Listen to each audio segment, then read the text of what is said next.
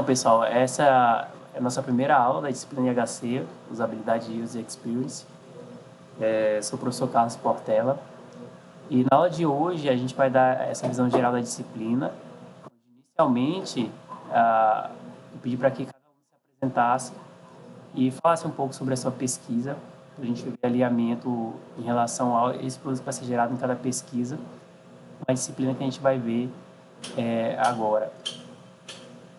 A ementa da disciplina ela trata sobre fatores humanos e ergonomia no desenvolvimento de software, trata, né, de teorias e princípios que vão direcionar regras básicas que a gente pode seguir justamente para que tenha um produto adequado ao nosso usuário, uma boa experiência, produtos que considerem esses fatores ergonômicos e uma boa usabilidade.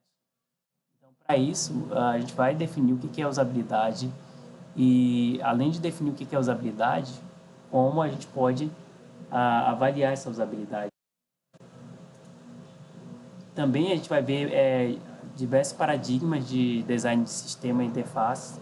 Aqui, por design, pessoal, entenda projetos, tá, de sistemas de interfaces. Pelo que a gente discutiu aqui, não é o caso da maioria, né? A maioria não vai desenvolver um sistema, um produto. Então, a gente adapta esse projeto de sistema para o projeto do produto, né? Design no sentido mais geral mesmo, tá? E aí a gente tem dois fatores aqui que a gente pode tratar nesse sentido. Um é a concepção participativa, onde a gente busca projetar justamente com outros atores envolvidos, né, como principalmente o próprio usuário, né, a ideia é que o usuário participe desse processo de construção. É algo que a gente vê ali bastante quando a gente fala de pesquisação. Então, não é definir a partir do meu mapa mental, o que eu acho que eu e meu orientador, que é a solução mais adequada para um determinado público-alvo, mas desde o início já envolver ali o próprio usuário, né, o público-alvo final, nessa concepção do projeto. E também sempre projetar centrado no usuário, fazer um projeto centrado no usuário, justamente aquilo que eu estava conversando agora há pouco com vocês, identificar quem é a minha persona. E aí tem uma distinção entre o que é uma persona, que é algo mais, procura ser algo mais real, né? É o João, que é da TI, que anseia ali mudar de cargo, né? Ter uma progressão salarial, fazer um perfil mais humano ali daquela pessoa que está na ponta, que vai ser meu usuário, do que um perfil mais mercadológico, um perfil mais ideal, né? Não é um usuário ideal, mas sim um usuário real. A gente vai conversar bastante sobre isso, para que a gente possa fazer um produto que de fato atenda ali um mapa mental desse usuário real. Aquilo que ele espera, não aquilo que a gente entende como necessário para ele. E depois a gente falar sobre o UX, né, a experiência do usuário, quais são os conceitos dessa área, como avaliar também a experiência do usuário.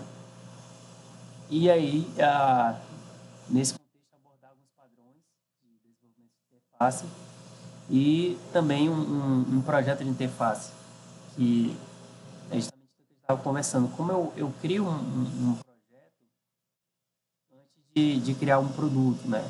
Então, vou projetar aqui qual vai ser as cores que eu vou utilizar nesse produto, a tipografia de fontes, estilos de interação, tudo isso a gente deve projetar antes do que, no caso tradicional, né, começar a codificar. Né? Não fazer o caminho inverso porque depois é mais difícil de refatorar. Bom, a aula videoaula, né, disciplina totalmente remota, eu coloco o material no SIGA, já está tudo disponível lá da disciplina passada.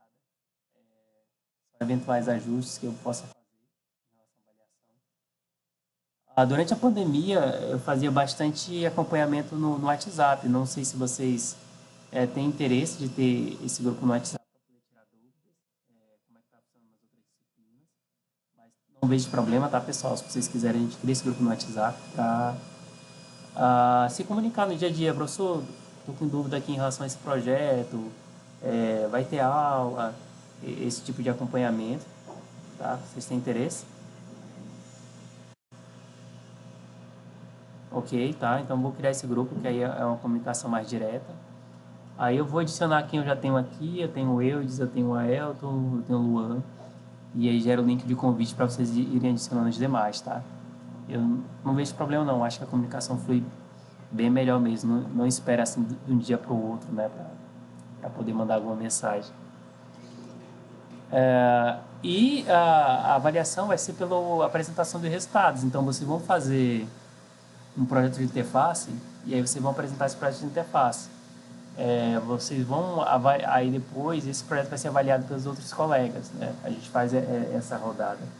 Então vai ter um projeto de interface do produto que vocês vão gerar e aí eu vou apresentar técnicas de avaliação de usabilidade e experiência do usuário, algumas baseadas em ISOs, e aí vocês vão avaliar dos colegas. Geralmente coloco 2 avaliadores por produto e aí vão entregar essa avaliação para a gente poder ter justamente esse feedback.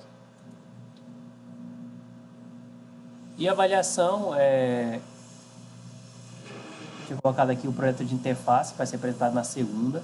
Aí, como são só 2 semanas de aula, deixa eu atualizar essa exata. Mas como são 2 semanas de aula, a gente pode espelhar justamente isso daqui. Então, na próxima segunda, a gente foca a semana de desenvolver esse projeto de interface. Aí a quarta-feira, que vai cair no dia, vai ser feriado, né? Dia 12. Vou colocar aqui após o feriado, não tem muito o que fazer, né?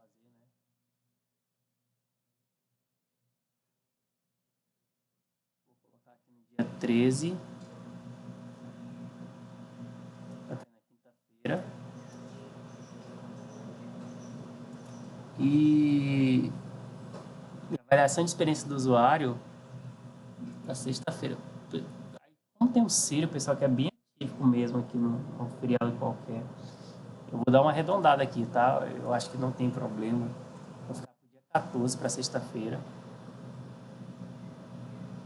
Deixa eu pensar aqui. Segunda, terça preciso já, né? Tá. Podem opinar aí também, tá, pessoal? Mas vamos pensar aqui. Segunda-feira, vocês entregam para a gente interface. Tá? Eu vou explicar para vocês, vou mostrar, tem um template, tudo. E aí, legal. Terça, vai ter aula, claro, mas já é um pré-ciro ali. Eu já apresento para vocês os instrumentos de avaliação de usabilidade, a gente foca sobre a avaliação de usabilidade. Aí, quinta tem um retorno, a gente pode fazer uma revisão e quarta entregaria essa avaliação de usabilidade. O último dia de aula é nessa sexta, dia 14. E aí eu posso explicar também essa questão da experiência do usuário. E na segunda, 17, né, não teria aula, mas seria a entrega dessa última avaliação, que é de experiência do usuário. E aí vai consistir para vocês fazerem entrevista com usuários reais, né, na medida do possível, para poder verificar se todos vocês adequados. Então, como é que é esse primeiro aqui? Esse primeiro eu vou entregar o template para vocês e vocês vão construir um projeto de interface para o produto que vocês vão gerar na pesquisa. Aquela conversa inicial que a gente estava tendo. Já para esse segundo aqui, aí vocês vão avaliar o projeto de outros colegas. Cada um vai avaliar 2 projetos, sendo 2 avaliadores por produto. E no terceiro momento vocês vão entrevistar usuários reais sobre a experiência deles em relação àquele protótipo do produto, né? É importante ressaltar aqui que muitos de vocês estão no primeiro ano ainda, então não tem um produto de fato. Então a gente vai trabalhar com uma tela, com um protótipo mínimo ali, viável para poder ser avaliado, ok? O que vocês acham dessa data? Daqui a uma semana entregar o projeto de interface. Tem uma flexibilidade aqui até para o dia 11, né, da terça-feira. Depois do feriado, entregar a avaliação de usabilidade. E na segunda não vai ter aula, mas seria o prazo final para entregar a avaliação de experiência do usuário. Vocês vão ter que entrevistar um usuário real. O que vocês acham?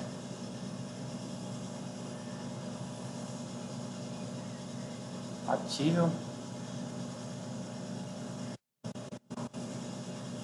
Ok? Então vamos manter aqui. Dá para fazer pequenos ajustes aí, se necessário.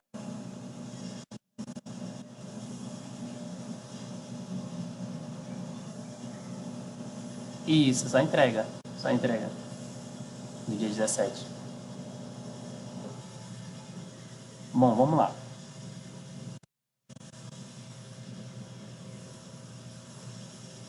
Ah, não, aqui dá para apresentar.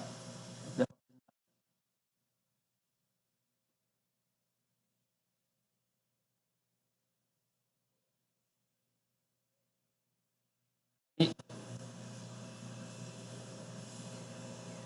na terça você vai poder participar?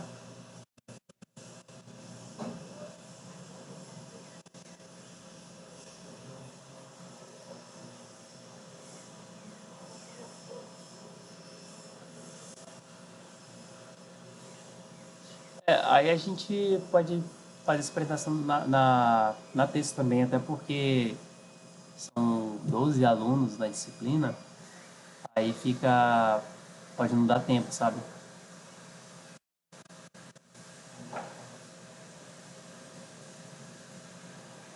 Tudo bem, tudo bem.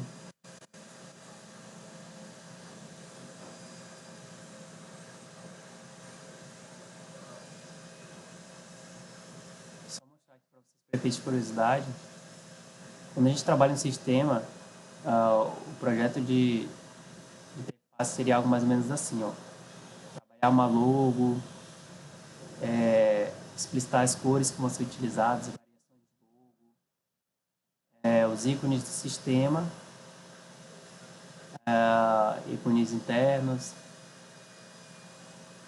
e as cores de tipografia. Isso aqui é o clássico do sistema, né? A gente vai adaptar para o projeto de vocês. E também a parte de personas, que também a gente vai dar uma aprofundada aqui, dado o projeto de vocês, né? Mas é justamente definir esse perfil, quais são as ocupações, quais são as necessidades dessas pessoas, para direcionar esse produto a ser desenvolvido de acordo com as necessidades e com esse perfil real. Tá? Então dá para trabalhar na terça-feira aqui, que ainda tem ah, essa janela, tá bom? Para poder fazer a apresentação. A gente até tenta fazer essa divisão, segunda e terça, né? Que aí fica 6 6. Não fica cansativo de fazer 12 apresentações em um dia. Acho que nem encaixa no horário. Bom, é isso, pessoal, em relação à avaliação e metodologia. Tá? Vão ser 3 momentos aqui, sendo que o terceiro vai ser a entrega. Então, o segundo também não tem apresentação, é mais preencher uma ficha baseada na ISO 25010, que trata de avaliação de usabilidade do produto. Então, vai ter essa apresentação, segundo e terça da semana que vem. Os demais a gente vai trabalhar com a entrega. Bom, agora eu vou falar um pouquinho da disciplina. Assim também o horário de aula, né? A gente começa às 8h30, que eu pego um trânsito aqui na volta, deixar meu filho na escola, então deixei essa janela aí de meia horinha para não me atrasar, né? Esse horário de 8h30. E aí a gente vai ministrando a aula até umas 10h40, 11 horas no máximo. Bom, a interação humano-computador, ela é uma disciplina bem multidisciplinar, né? Uma área bem multidisciplinar, porque ela não se atende simplesmente à computação. Pelo que ela se propunha a projeto, implementação e avaliação de sistema. Então, não é uma área assim muito restrita à parte técnica da computação. Ela tem muitas valências aí, porque a gente está falando sobre o usuário, né? Essa parte ali do humano que a gente trata na própria IHC. Claro, quando a gente fala aqui do ser humano e do uso de sistema por esse ser humano, tem vários fenômenos ali correlacionados com esse uso. Como um ambiente, eu estou aqui na frente do computador, não tem ar-condicionado, então já tem fatores ali ergonômicos, como a cadeira que eu estou usando, a altura do computador em relação à minha vista. Tem vários fatores externos ao próprio sistema, ao próprio produto que estou utilizando, que vão influenciar aquela minha experiência. Então, nesse sentido, a IHC é uma área bem limpa assim, da computação e uma das mais multidisciplinares que a gente pode elencar entre essas disciplinas. Justamente porque envolve esses processos, esses diálogos que vão para esse outro lado do humano, né, do usuário e a sua interação com o computador. Então, nessa figura aqui, ele mostra justamente essas correlações diárias com a psicologia, com ergonomias e fatores humanos, a própria engenharia de construir softwares, sistemas e produtos, a parte de projeto, né, aqui elencada como design, semiótica e brand, eu mostrei ali agora há pouco, um exemplo de criação de logo. Então, só criar logo, uma identidade visual, uma marca, nessa parte de branding, tem tem todo um conjunto de conceitos associados ali da área de comunicação. A gente precisa ver se é adequada, qual é a mensagem, sensações que as cores passam. E aí a gente vai explorar isso aqui no dado momento da disciplina.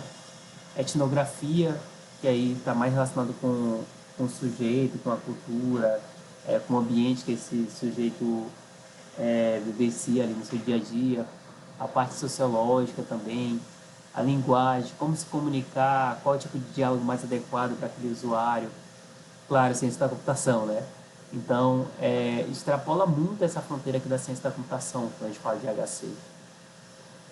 E é um exercício assim, muito válido que eu sempre coloco assim, para os alunos, né, quando a gente está conversando, e principalmente em banca, né? É aquilo que eu estava discutindo com vocês. Às vezes eu falo assim, cara, teu trabalho é muito bom mesmo. Ele precisa ser usado pelas pessoas. É um desperdício fazer um projeto já de 2 anos, de 4 anos, no caso do doutorado, e deixar arquivado na biblioteca. Ou mandar para a pessoa ali um PDF de 200 páginas e pedir para a pessoa ler. A gente sabe que hoje em dia as pessoas não vão parar para ler, né? Dificilmente. Então a gente precisa pensar nesse segundo momento, como transformar, como deixar atraente aquilo que eu estou desenvolvendo, aquilo que eu destinei meu esforço ali, meu conhecimento, a minha contribuição. Como eu fazer que as pessoas parem para ler aquilo que eu estou entregando como contribuição, né? E até estava falando aqui de algumas coisas, como por exemplo, um simples PDF, né? Você pega um PDF e trabalha ele, né? Um pouco a usabilidade. Exemplo, um guia que a gente vai utilizar na disciplina para definir personas. Então você pega um PDF desse e coloca uma parte mais de identidade visual e a pessoa vê ali, ela já vai sentir mais vontade de ler do que um artigo. Um artigo que vou ter que parar para ler ali várias páginas e pode ficar uma coisa mais cansativa ali naquela correria do dia a dia. Exemplo aqui, um TCC de um aluno meu, né? Você vai ver páginas e páginas de texto, aqui é resultado. E a gente pode ir para uma abordagem mais e-book da vida, algo com mais interação aqui, com exemplos reais, que vai fazer com que o usuário veja, olha, é algo mais direto. Eu consigo ali pegar uns 20 minutinhos para ler e dar vazão. É uma mindset, pessoal, de legal. A minha pesquisa não vou desenvolver um sistema, nem é obrigado, né? A gente tem aqui várias áreas que não são de desenvolvimento, a pesquisa de vocês. Mas nesse momento de poder apresentar o meu produto, eu posso encarar como se fosse um sistema. De que maneira? Pensar em ícones, pensar em cores aqui, pensar nessa formatação do que eu vou apresentar para ver se eu vou conseguir convencer mais pessoas a consumir aquele meu produto. Então é muito nesse sentido que eu direciono essa disciplina de HC, tá? Tá abrindo um parênteses. Deixa eu ver aqui, alguém falou, mandou mensagem. Everton, pode falar.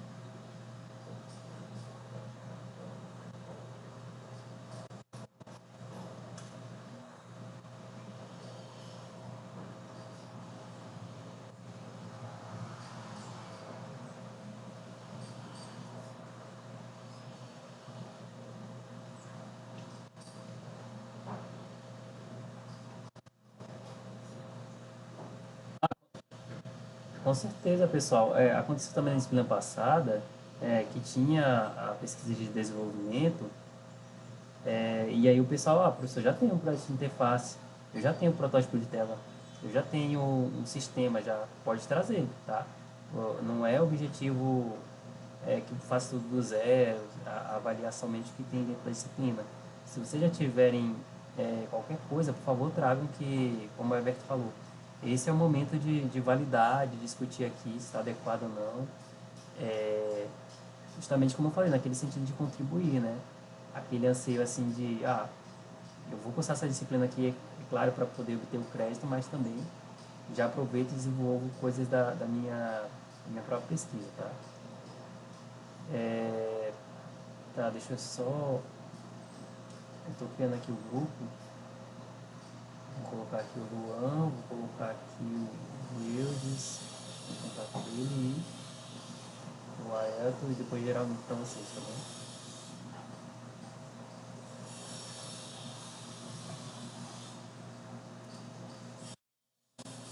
Bom, e aí quando a gente fala de interação humano-computador, a gente tem esses dois construtos, né?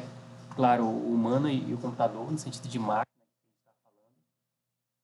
Então, quando a gente fala desse lado da máquina, do computador, a gente fala das nossas áreas de computação gráfica, sistemas operacionais, a própria linguagem de programação, ambiente de desenvolvimento, rede, segurança, tudo que é do lado da computação puramente em si. E aí quando a gente passa para o lado humano, o lado do usuário, né, dos nossos produtos, aí entra aquelas outras áreas que eu estava elencando aqui. A gente tem que se preocupar com a teoria da comunicação, como falar com as pessoas, né? Essa parte mais gráfica do projeto, é, questões de linguística, ciências sociais, psicologia cognitiva, desempenho humano. Um exemplo bem simples aqui quando a gente fala de linguística, né? Como falar adequado com o usuário e até o bom e simples português.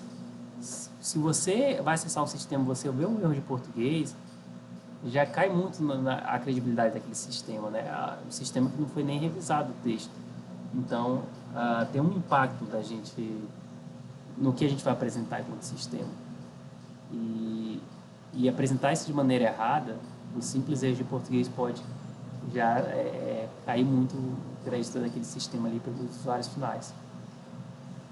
Então, nesse sentido, a gente vai buscar justamente conhecer essas técnicas, esses métodos para poder projetar e desenvolver nossos produtos. É claro que, novamente, a gente disciplina de 2 semanas. Professor, não tenho nada ainda pronto, né? A gente vai trabalhar em termos de protótipos, né? Protótipos de documentos, protótipos de tela, para poder ter o mínimo ali para a gente poder avaliar e apresentar para os nossos futuros usuários.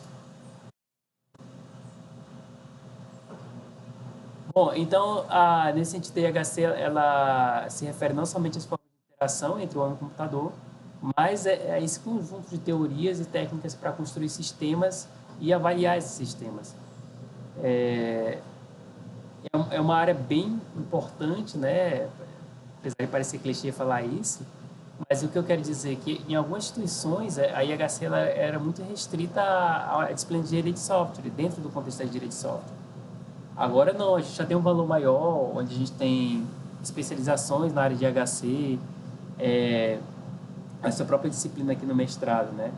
Então, ela tem esse caráter de disciplina específica, de congresso, né? Tem um Congresso Nacional de HC, a gente até publicou um artigo lá, os alunos de graduação implementar, nesse evento aqui, de 2022, né? Claro. Tem um evento internacional, tem um journal específico para IHC, a, a gente tem no caso eu e o professor Bruno também no programa que trabalha com algumas pesquisas de mestrado nessa área. Então, todo tem uma importância maior hoje em dia do que simplesmente uma sub-área da engenharia de software. Bom, quando a gente fala de desenvolvimento de software, o próprio processo de desenvolvimento ele tem uma sequência de etapas, desde a análise de projeto, definir a arquitetura antes da gente ir para a codificação. E sendo dado bastante importância para a parte de requisitos que é crucial, né? Não dá para me passar por todo o processo de desenvolvimento não tendo clareza dos requisitos ali, porque eu posso gerar algo que não vai ser adequado para o meu usuário. Então, quando a gente passa por esse entendimento da necessidade do usuário, aqui falando de requisito, o impacto deles vai até o teste orientado a requisitos. Então, nesse sentido, se a gente for analisar o processo de desenvolvimento de software, ele mesmo já é bem multidisciplinar, né? Porque as técnicas que eu utilizo para coletar requisitos, elas não diretamente são técnicas relacionadas com desenvolvimento com programação. São mais técnicas de entendimento humano, de postura, de entender o próprio ambiente de trabalho, o contexto ali do nosso cliente, né? Eu estou participando de um projeto, até o projeto que o Luan citou, né, que trabalha com o MEC como cliente. Então imagina o contexto atual lá do MEC, né, nesse contexto de eleições, né? É um colega aí também que trabalha no Ministério da Economia. Então, a gente tem que considerar esse contexto do nosso usuário para poder ver quais são as necessidades deles quando a gente fala do desenvolvimento clássico de sistema. E a preocupação do projetista de interface tem que ser essa usabilidade, como eu falei. Não convém eu projetar uma interface sem considerar esse meu usuário final, porque pode ser aquela preocupação de gastar muito com o sistema, tanto financeiramente como tempo, como a equipe, e o sistema cai em desuso porque não foi adequado. Então, eu tenho que me preocupar desde esses estágios iniciais, né, estágio de projeto, com a usabilidade do meu sistema. E como é que eu vou garantir que esse sistema tenha uma boa usabilidade? Justamente que entra aí as atividades de avaliação e teste com usuários. Eu tenho que avaliar para verificar se de fato aquele objetivo foi atingido. E para isso eu posso trabalhar a nível de protótipo, como a gente está ressaltando aqui, que são essenciais nesse processo, né? É até mais adequado prototipar antes de desenvolver, justamente para não correr o risco de desenvolver uma interface que não seja adequada. Então, é nessa metodologia que a gente vai seguir na disciplina. A gente vai trabalhar com essa parte de protótipo, inicialmente tratando esses conceitos e técnicas de análise de interface, mas também que a gente possa experimentar cada uma dessas atividades no contexto da disciplina. E aí eu vou perpassar alguns conceitos aqui da área de IHC. O conceito de ergonomia, onde a gente estuda a aplicação de fatores humanos a esse aspecto da relação entre o ser humano, a máquina e o ambiente, que influencia diretamente o uso dos sistemas. Então, a segurança do usuário ao utilizar aquele sistema. Exemplo, a gente pega um caixa de banco, né? Quando ele fecha o expediente, ele tem que fechar ali o caixa, verificar se o volume financeiro que transitou ali está adequado. Fizer tanto de depósito, eu vou verificar, vou fechar meu caixa e ver se tem aquele valor lá em dinheiro. Então, é um tipo de usuário que ele está muito seguro, porque se faltar dinheiro, ele vai ter que tirar do bolso dele, né? Vai ser abatido o pagamento dele. Então, a gente tem que considerar essas influências no uso do sistema. A própria eficiência, né? Eu sempre falo para os alunos, assim, quando a gente está falando inicialmente de HC, de propor um sistema, às vezes a solução ela nem consiste em entregar um sistema, é algo mais externo. E aí o que eu falo para eles é justamente o seguinte: quando você vai desenvolver o sistema, tem que verificar se ele vai tornar a operação a que ele se propõe mais eficiente do que sem o sistema. Não compensa, eu faço matrícula em 5 minutos, eu vou fazer um sistema ali que burocratize o processo, que vai tornar o processo de matrícula para 7 minutos. Então não é colocar o sistema por colocar, mas sim buscar também essa eficiência aqui no processo que ele vai ser inserido. E aí, crítico aqui na disciplina, a aceitação e satisfação do usuário desses sistemas. Então, quando a gente fala de ergonomia, a gente está falando de todas as ferramentas, né, as funções de conceituação e técnicas que eu vou utilizar para dialogar com o meu usuário partindo do sistema. O que a gente vai ter ali como ferramenta de diálogo vai ser justamente o sistema.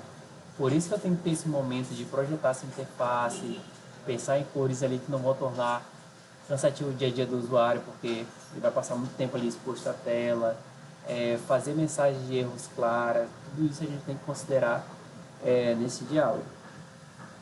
Ah, professor, mas eu não vou fazer um sistema. Aí a gente adapta esses conceitos, né? Ah, vou apresentar um texto, uma proposta de guia, então eu tenho que destacar isso daqui em outra cor, porque é algo que o usuário vai ter que prestar atenção. Vou colocar dicas aqui no canto, vou colocar aqui, ó, em destaque numa caixa à parte, que aí vai ser um texto extra aqui, sabe? Tenho que pensar nisso e como adaptar para o produto que eu estou apresentando para o usuário. Bom, e para de interface do usuário, tem que se preocupar com o layout de informação, como a gente vai apresentar essa informação, como a gente vai agrupar, como a gente vai codificar, qual é o nível de instrução do meu usuário, se ele vai entender aquela linguagem que eu estou utilizando. Tem que se preocupar também com as ferramentas de trabalho que ele vai utilizar. Vai ser um tablet, vai ser teclado, vai ser um monitor. Ele tem acesso a ferramenta, é compatível com a versão do Android dele ou não. Mobiliário, dependendo do caso também, aquilo que eu falei para vocês, o usuário tem uma cadeira adequada, a posição do monitor dele está na altura dos olhos dele, ou ele tem que trabalhar curvado, a mesa. Quando a gente fala de ergonomia, pessoal, ele considera todos esses fatores, tá? A luz do ambiente, o som, a atmosfera. Essa luz aqui que eu tô agora não tá legal, né? Tem uma sombra aqui em casa, então não tá legal para poder ser vista aqui na videoaula, né? Tem um barulho de fundo também, então a luz e o som não tão legal, sabe? Não é a melhor ergonomia aqui para videoaula. Aí só para vocês verem nessas questões, né? Quando a gente vai no supermercado, geralmente os caixas têm esse apoio aqui, descanso por pé, porque vai ficar muito tempo naquela posição, e aí para melhorar a circulação, encosto na cadeira, um lugar de apoiar o braço, ver se o braço vai ficar reto aqui. Então, é, vou colocar em termos de cenário só para fechar aqui essa parte de ergonomia. Eu faço ali o melhor sistema de bancário, vamos supor. Aí você vai levar para o usuário testar, fazer um teste com grupo focal. Aí chega lá, o ar-condicionado está quebrado, a fila está gigantesca do caixa, é dia de sacar FGTS,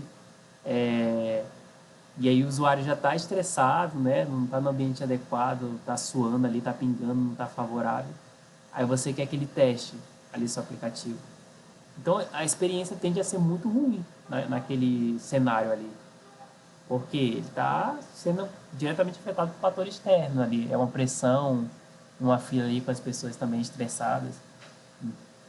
Então a gente tem que olhar para esses fatores externos para poder entregar algo que vai ser adequado para o nosso usuário e também avaliar essa usabilidade. Bom, e quando a gente fala dessa interface no computador, fala na interface como essa interconexão, esse intermediador que vai fazer a comunicação entre dois mundos ali, né? Claro que aqui a gente está falando do computador e do ser humano. Então, interface nesse sentido de intermediador dessa conexão entre dois agentes distintos. Aqui tem uma tirinha, né? Bem simples, né? Duas senhorinhas aqui utilizando caixa eletrônico, né? A senhorinha fala, olha, está mandando desse código de barra. Um fino, um grosso, um fino, um fininho, né? Então, o que isso representa aqui? Quando a gente projeta qualquer tipo de solução, é claro que a gente tende a partir do nosso mapa mental. O que eu entendo em termos de tecnologia, o que eu entendo em termos de clareza ali daquela tecnologia. Nesse exemplo aqui, para a gente é comum utilizar o código de barra, então a gente fala, olha, lê código de barra. Só que, aí vamos pegar uma senhorinha aposentada lá do interior, ler para ela é uma coisa. Quando a gente fala ler, vem um mapa mental na cabeça dela. Ler. Né? Então, para ela não é tão simples, né? Hoje a gente tem muita citação do Pix, né? Tem muita gente que não sabe utilizar Pix porque não tem esse letramento digital. Então a gente tem que considerar muito esse nível de instrução e o conhecimento, o mapa mental do nosso usuário. Tanto dos dois sentidos, né? Tanto do ponto de vista da máquina quanto do ponto de vista do computador, né? Essa interação constante aí. Quando a gente fala dessa interface, formado por elementos, né, que vão fazer tanto parte do sistema quanto parte do usuário. E esse método que vai fazer a comunicação é essa ponte entre os dois. E a ideia mesmo, pessoal, é que a gente faça um trabalho que torne até difícil perceber onde acaba o sistema e onde começa a parte do usuário. A coisa seja tão homogênea que eu não consigo distinguir esse tipo de interação. Ah, agora é a vez do computador fazer o processamento. Não, espera aí que agora é minha vez. A ideia é que a coisa seja bem ubíqua, né? O conceito que a gente utiliza bastante aí na área de redes. Eu não consiga identificar a fronteira desse sistema. E aí, quando a gente fala umbigo, a gente sempre utiliza um exemplo bem simples da tomada.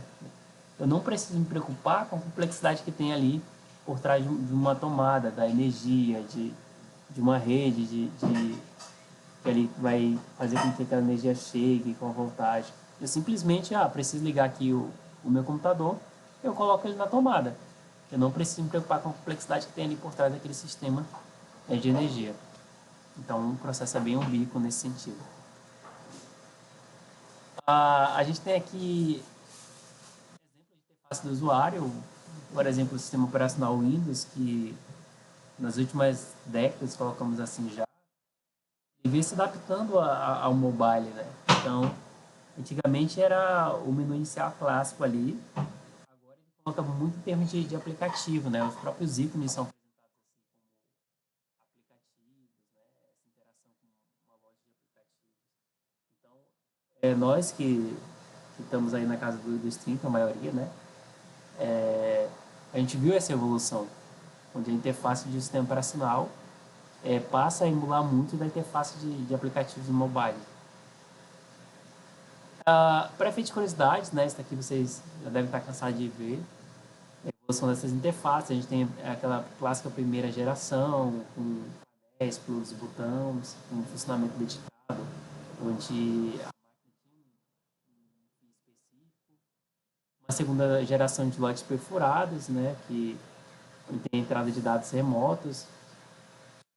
Uma terceira geração que aí já consigo fazer um tempo compartilhado de processamento.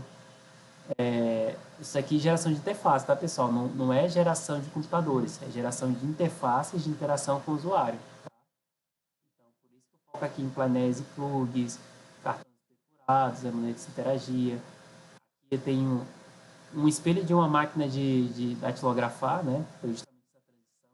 As pessoas estavam acostumadas a trabalhar com a máquina de datilografar, então se pega aquele conhecimento daquela geração e vai se transportando para o computador, né? O próprio padrão de teclado, né? Que é WERT, ele vem dessa máquina de escrever porque fala que o alcance dos dedos ali para escrever as palavras é mais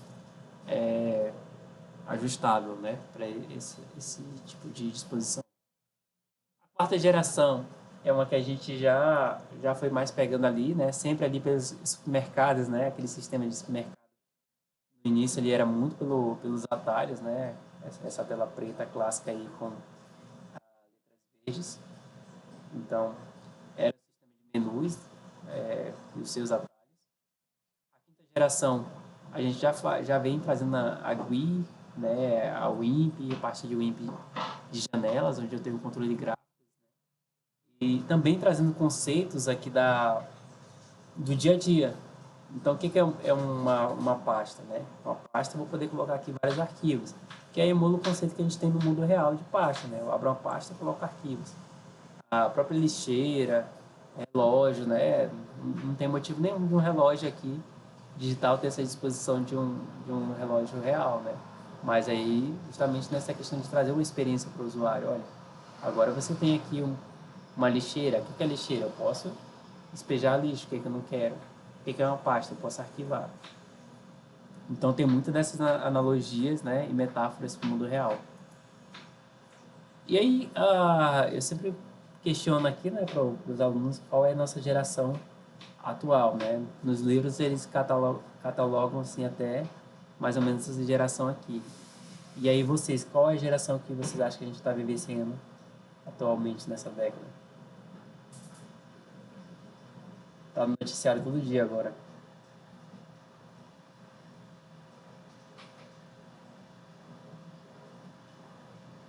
O QWRT, né, é importante aí que o Linaldo colocou, é da língua inglesa, né?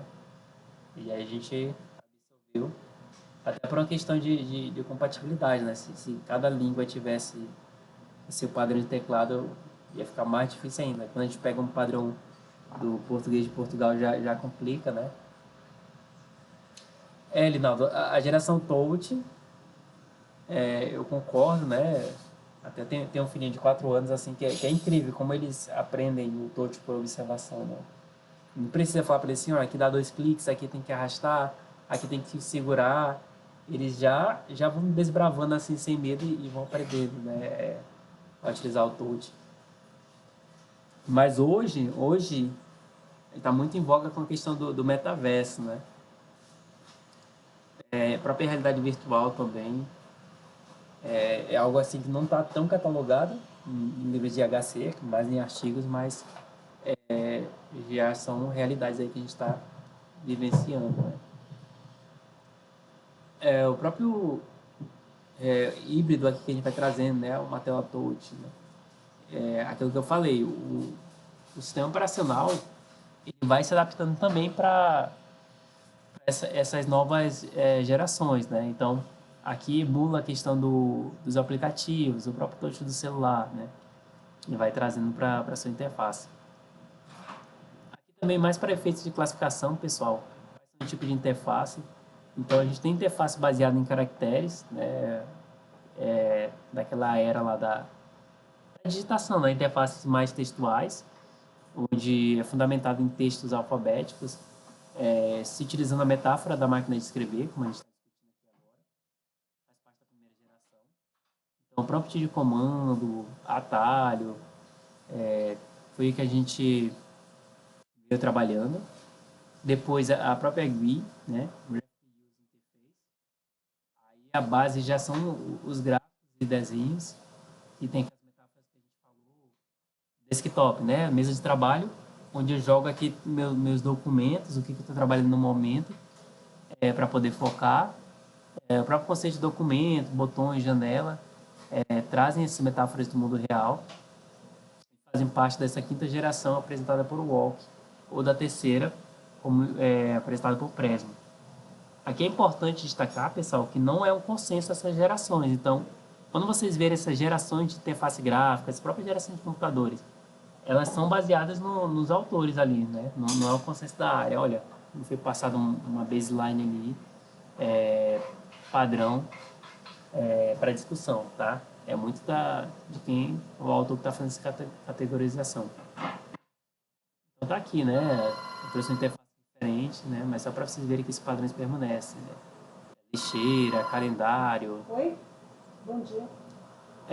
A gente teve também, tem ainda, né, em alguns dispositivos, a interface baseada em caneta, um monitor onde eu vou poder interagir um dispositivo de entrada que simula uma caneta. O que é isso, pessoal? Novamente, um paradigma vigente no mundo real, né, onde eu pego uma caneta, um pedaço de papel e uma caneta começo a escrever, e aí utilizo dessa metáfora aqui para o meio digital. Utilizado também bastante em pranchetas, né, por artistas, né. A gente teve lá aquele intermediário do celular clássico para o smartphone, né, o BlackBerry mesmo. Vários dispositivos também vêm com essa canetinha acoplada. E a interface do usuário baseada em realidade virtual, lógico, baseado nesse paradigma, né, de realidade virtual, cada vez é mais presente no nosso dia a dia, e a gente está naquela curva de se tornar acessível do ponto de vista de custo, né? A tecnologia que surge, ela surge com custo altíssimo, né? Para poder ser explorado comercialmente. Mas a feita que vai se familiarizando e vão surgindo novos players no mercado, ela vai se barateando e tornando mais acessível. Então essa é a curva que a realidade virtual está fazendo hoje, sendo impulsionada bastante pela indústria de jogos, pela indústria de entretenimento. E aí a gente vai cada vez mais vivenciando essa realidade virtual no nosso dia a dia. Tendências. A gente tem a tendência nesse paradigma de multimídia, onde o computador ele não é mais um instrumento de trabalho. Eu utilizo meu computador para trabalhar, mas sim também de entretenimento, né? Isso daqui já está meio ultrapassado também, a gente fala que isso é uma tendência, né? É uma realidade, na verdade. A gente utilizar o computador como meio de comunicação, multimídia. Ontem eu estava apurando o resultado das eleições pelo Google, né? O Google mandou mensagem, olha, acompanha aqui em tempo real. Clica lá, tá aqui a apuração da urna, né? Se você puxa aí 10 anos atrás, né, 15 anos atrás, isso aí é muito surpreendente, né? A gente, às vezes, não para fazer essa reflexão. Então, o paradigma da multimídia, ele engloba texto, vozes, músicas, gráficos, animação. Outro exemplo é a gente poder assistir ao vivo a CNN no YouTube. Isso também, a gente não nasceu com isso, né, nossa geração. Poder assistir uma TV ao vivo pela internet. Então, é algo bem surpreendente, faz com que a gente tenha um acesso quase que instantâneo das notícias, né? E aí, antigamente, novamente, era o Fantástico domingo ali para saber que teve um furacão, que teve ah, uma guerra ali, ou um plantão, né? Tinha que estar ligado na TV para receber o plantão ali da Globo, para saber que aconteceu alguma tragédia. Agora não, 2 minutinhos, 1 minutinho você está passando ali o feed do Instagram, aparece ali uma chamada, aí você já vai para um YouTube, para outra mídia, para poder acompanhar em tempo real. Também tem o paradigma de interface de linguagem natural, que é aquela ideia da ubiquidade, deixar cada vez mais transparente, perceptível a, a comunicação do usuário com essas ferramentas, tá, pessoal? E aí a gente pode destacar alguns paradigmas que para a gente pode parecer simples, né? Acredito que todos são usuários típicos, mas quando a gente fala de usuário atípico, a gente tem que se valer dessas interfaces para poder viabilizar o uso de sistemas, considerando entradas e saídas audíveis de um canal natural até o nosso usuário. E isso, somado a interfaces visuais, aumenta o sentimento de manipulação direta e atende certos tipos de usuários. Exemplo, usuários que são tetraplégicos, vamos supor, que não conseguem manipular ali um teclado, um mouse. E aí a gente tem uma captura, pode ter uma captura de uma câmera que faça comandos ali por uma piscada ou por um foco aqui. O usuário vai passar muito tempo aqui com a visão focada nessa opção. Aí ele infere que aquilo ali é uma espécie de clique de seleção para poder avançar e interagir com o sistema. Tá? Então, o que é isso? Estou pegando uma linguagem natural, que é o quê? É o olhar, é a fala, para poder interagir com o sistema. E também tem outros paradigmas como de agentes de interfaces, que vai tentar fazer o trabalho de um especialista, né? Então, a gente tem que ser capaz de entender necessidades e objetivo do usuário e traduzir isso para um conjunto apropriado de ações para proporcionar um resultado adequado. Então, para isso, eles precisam de entrada, eles precisam de certas informações para poder conhecer o usuário. Eles são recomendados para tarefas similares às da gente da vida real, ou seja, tarefas que a gente aprende com o tempo, né? com treinos, com habilidades, e a fim de atingir o objetivo. Exemplo, eu quero comprar uma passagem aérea.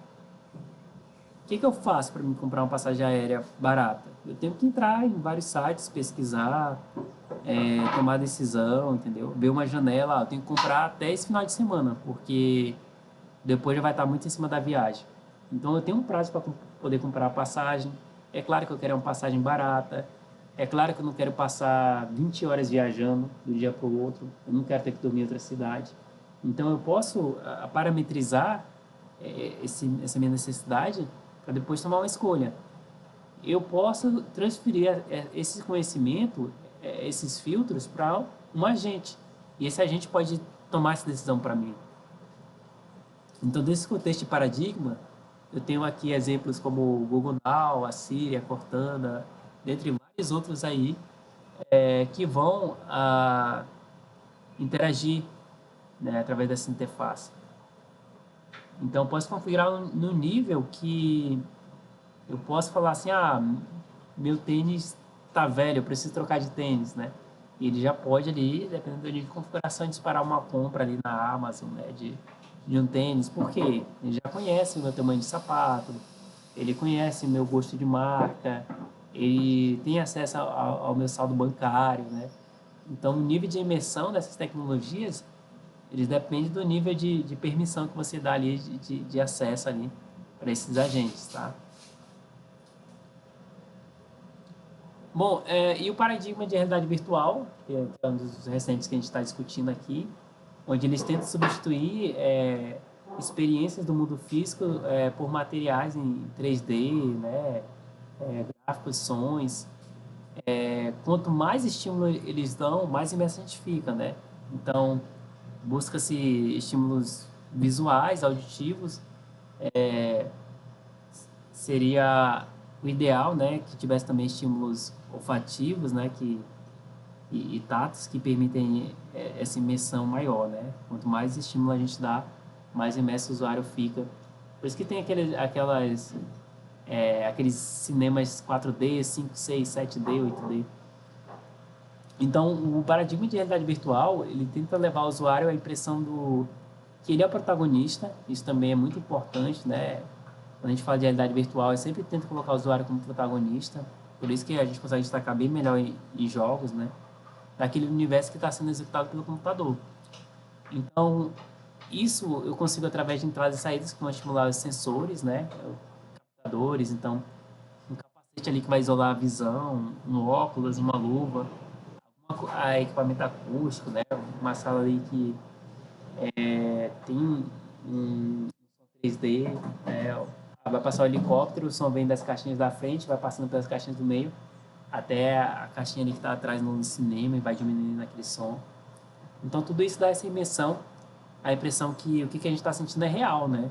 O objetivo aqui da realidade virtual é fazer que a emissão seja tão grande que, em determinado momento, o usuário esqueça ali que está dentro de um ambiente simulado.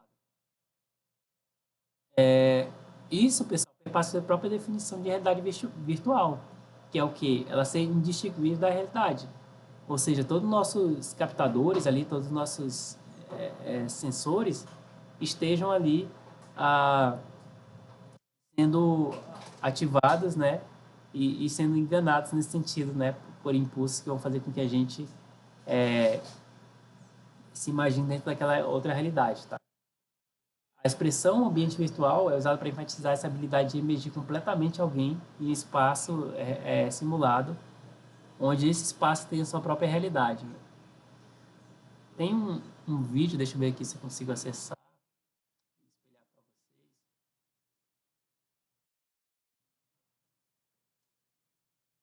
É um case bem legal, não sei se vocês já viram também, que é da vacinação com realidade virtual.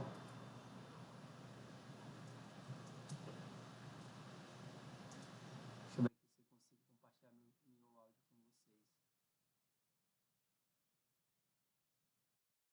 Eu vou dar o play aqui, tá, pessoal? Verifique se está saindo o áudio, por favor. Estão ouvindo? Dá para ouvir o áudio? Deixa eu ver aqui como é que eu faço.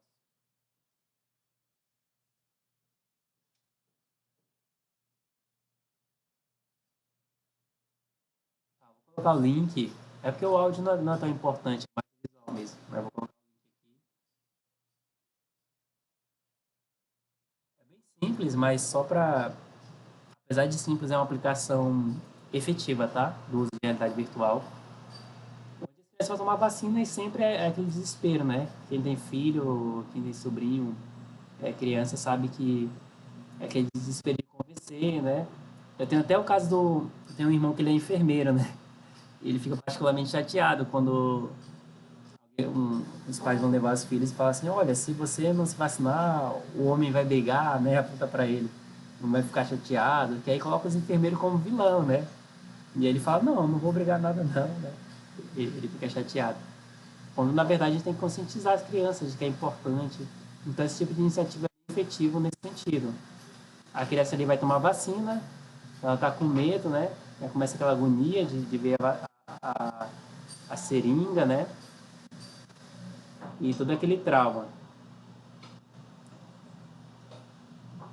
E aí a ideia é colocar aqui uma realidade virtual, onde ele vai ter acesso ao ambiente ali, vai se imaginar, né, como protagonista em um reino.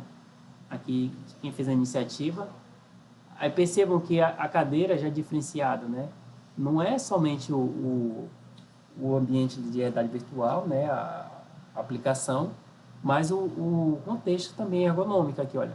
Aqui parece a cadeira de um reino, né? Uma cadeira mais diferenciada, onde a criança vai sentar ali. E aí a gente tem o óculos de realidade virtual, a enfermeira, né? Sendo treinada e capacitada para utilizar, e aí a criança tem acesso ao reino aqui das abelhas. Aí ela já está ali começando a imersão dela. Quando ela chega nesse reino, ela vai ser recepcionada pela abelha rainha lá, a abelha guerreira, que vai começar a conversar com ele, ó. Pólen de gelo, vai passar o algodão. E aí, simultaneamente, a enfermeira está passando ali, né, limpando ali com soro o local que vai ser aplicada a vacina. Vai tendo aquela interação entre o virtual e o real. Agora, um pólen de fogo aqui que ela falou, né? Vai ter um foguinho aqui que vai te proteger para você poder entrar no reino. Aí, novamente, né? O momento que a abelhinha colocar lá, a enfermeira vai aplicar a vacina, ó. Vai carregando, carregando. Aí, escudo vai protegendo, ó. Agora está protegendo o reino, ó, da invasão. E aí, pronto, né? A criança ali se distraiu, achou legal, né? E aí, assim, para os médicos, né? É uma utilidade sem precedente, assim, né? Reduz aquele choro, reduz aquele trauma, a criança vai querer voltar, né? A mãe falando aqui que sempre teve choro, sempre teve escândalo, né? E daquela vez, não. Ó, e o adesivo, ó, fecha com chave de ouro aqui o adesivo, que é personalizado ali para aquele ambiente, né? Daqui do Rio. Então percebo que é um trabalho bem legal assim, porque não é coloca aquele óculos e vê esse joguinho, tá? Tem a parte da cadeira, tem a parte aqui do próprio adesivo que eles tiveram essa preocupação, né? Rinaldo fala que o filho dele super poderes, né? Meu filho é recompensa, meu Deus do céu. Tem que ter recompensa ali, tem que ter um presentinho depois. Que também não é muito legal, né? A gente vai conversando, vai procurando nossas técnicas. E aí, novamente, pessoal, a gente sabe que isso daqui é uma coisa simples, né? Uma modelagem em 3D ali mínima, mas a gente está falando da efetividade, né? Já que a gente está aqui no estágio de computação aplicada, a gente está falando dessa aplicação da computação ali que resolveu um problemão, né? De maneira simples, do ponto de vista computacional, mas que resolve um problema real e trabalha toda uma questão de incentivação, né? A imunização de crianças, tá? E também tem outra tendência que é o ambiente aumentado. Ao invés de trabalhar a imersão, né, no mundo artificial, que tem um custo maior, né, barateando, mas tem um custo maior, a ideia é utilizar o próprio ambiente real aumentado, né, com projeções, por exemplo, né, telas, projetores. A gente pode criar esses espaços, reutilizar espaço do dia a dia, mas ganhando propriedades ali eletrônicas, ganhando extensões ali dessas propriedades para esse ambiente virtual. É claro, se tiver um estímulo ali eletrônico, de som também, novamente, quanto mais estímulo, maior a emissão. Então, o ambiente do dia a dia passa a ser parte integral desses sistemas, né? Eles continuam a funcionar como esperado, porém, vai ter alguma nova funcionalidade integrada ali. Então, isso a gente chama de realidade aumentada, computação ambígua ali junto. Clássico também da nossa geração, né? Pokémon Go. Tem até as brincadeiras aqui, né? A mulher lá em trabalho de parto, o cara capturando Pokémon. A própria estação das docas que a gente viu aqui em Belém, né? Tomadas aqui no alto aqui do Pokémon Go por adultos e crianças procurando Pokémon capturar, participando de eventos. E aí o ambiente natural vai se adequando, né? A estação da doca colocando ali várias e várias tomadas, melhorando o acesso ao Wi-Fi ali. E o impacto assim sendo retroalimentado, né? Aumentando o turismo. A gente vai ali na estação das docas porque só ali tem determinados tipos de Pokémons. A gente vai fazer um tour aqui pela cidade porque em cada centro histórico tem um tipo de Pokémon específico, onde só posso capturar naquela Pokémon. Então, assim, é um case de muito sucesso nesse sentido, assim, em termos de computação ubíqua, de realidade aumentada, pessoal. Porque aqui você, como ele propõe lá no conceito, né? Utiliza o ambiente real e aí faz um aumento aqui, novamente, do ponto de vista que computacional é simples, mas vamos observar o contexto, né? De aumentar o turismo, de aumentar o próprio ganho, né? Da estação das docas aqui nesse case específico, de mais gente frequentando, mais estacionamento, mais consumidores ali para os bares, né? Bom, com tudo isso, pessoal, fecha aqui a aula de hoje falando da importância da IHC, né? Que eu acho que dado tudo que a gente discutiu aqui no início da disciplina, esse conceito, né? É só para pontuar mesmo, né? Que é uma área substancial, assim, que a gente precisa dar importância nos nossos projetos, né? A gente precisa virar essa chave da IHC, de tornar uma usabilidade adequada, porque do ponto de vista técnico, a computação ela tem evoluído bastante, né? Então, a gente precisa comprar essa briga de trabalhar a acessibilidade para que a gente faça com que nossos produtos sejam utilizados, que as pessoas deem visibilidade para nossas pesquisas, né? Então, isso já é um fato na área comercial, né? Que se reconhece que esses sistemas que são fáceis de ser utilizados é um diferencial competitivo, né?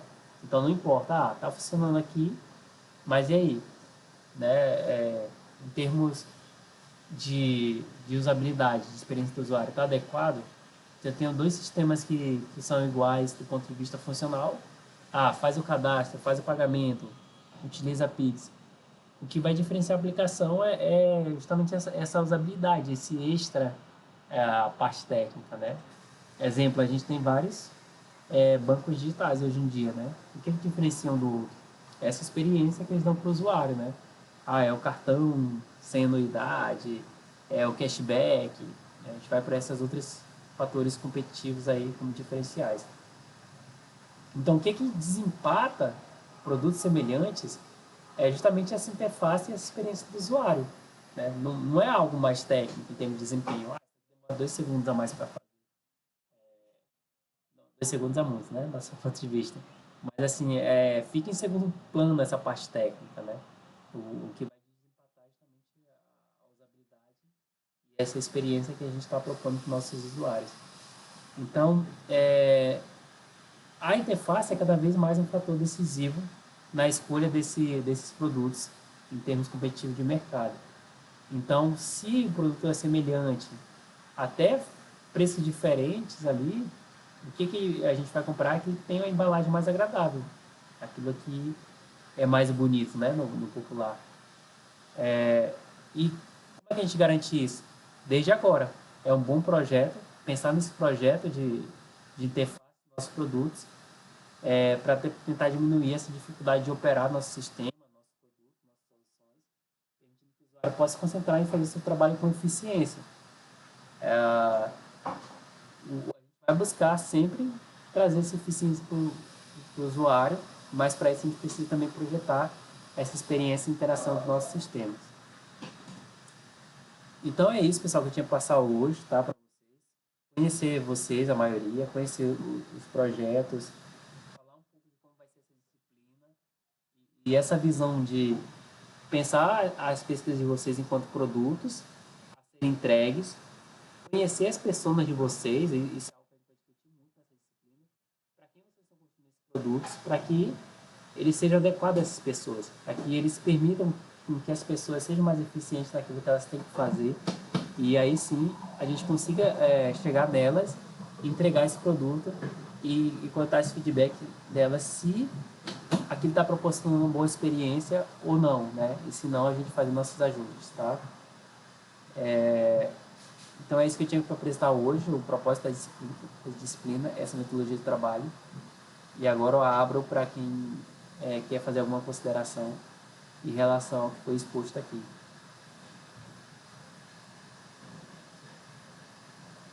Alguém tem algo mais para complementar? Satisfeito, Linaldo? Que bom. E aí vamos nessa pegada, tá, pessoal? De vocês terem esse desafio de pensar a pesquisa de vocês como produto e quem são as pessoas que vão utilizar esse produto e eu de tentar ajudar com essas técnicas e práticas que a gente vai ver no decorrer da disciplina, tá bom? Para agilizar, como o nosso tempo é corrido, uma semana, na aula de amanhã já vou apresentar para vocês o projeto de interface, para vocês já terem acesso. Já está lá no Cigarro, na verdade, tá, pessoal? Eu posso mandar aqui também pelo próprio grupo do WhatsApp que a gente vai criar. E aí a gente já começa a pensar nesse projeto dos produtos de vocês, tá bom? Então, no mais é isso, pessoal. Vou encerrar aqui a gravação, vou encerrar aqui a aula e pegar esse finalzinho de tempo para poder criar o grupo no WhatsApp e convidar vocês.